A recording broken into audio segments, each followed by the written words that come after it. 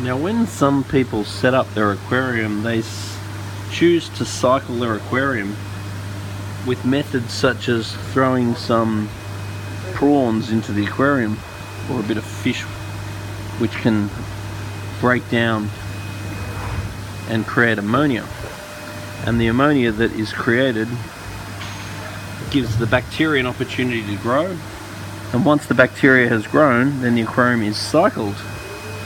But using this method can be frustrating, because if you chuck a prawn in there and the prawn produces a very high level of ammonia, then the amount of ammonia that is produced by the prawn may well exceed the outer limits of the amount of ammonia that the bacteria can handle.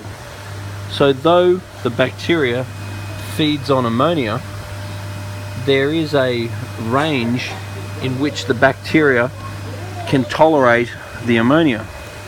So if you chuck a prawn in and your ammonia level goes through the roof, then the amount of ammonia may actually be too high to favor the bacteria.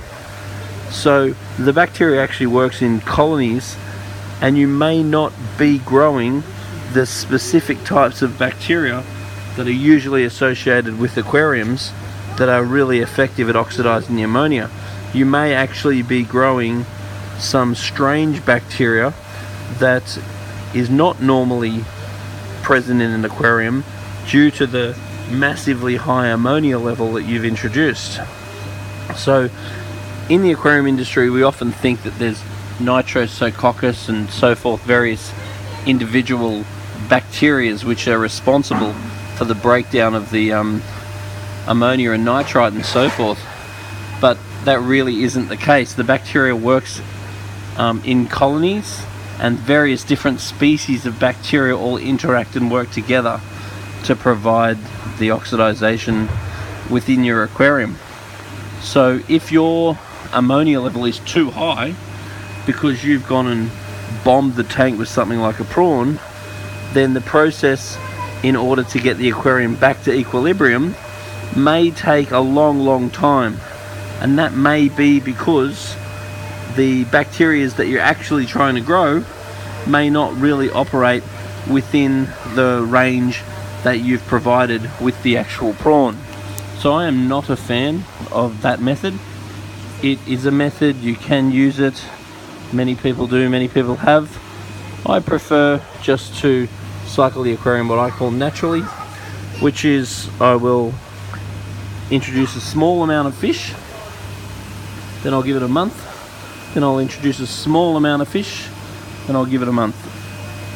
The only reason why I would think about a method such as the prawn method is if I know I've got a big amount of fish coming sometime in the future.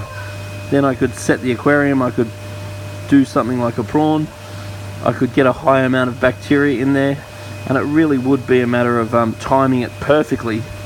So then we've got a maximum amount of bacteria when those animals are introduced. But I don't even know how you do that, because if you peak the amount of bacteria and you don't have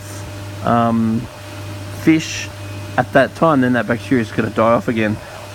So I would rather introduce a small amount of fish, wait a month, add a small amount of fish, then wait a month, and then I've naturally cycled the aquarium, and you'll have the right amount of bacteria for the right amount of fish.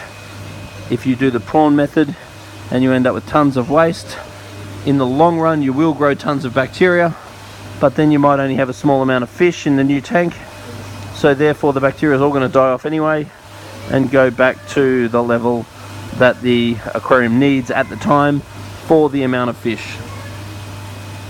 Anyway, give us your feedback.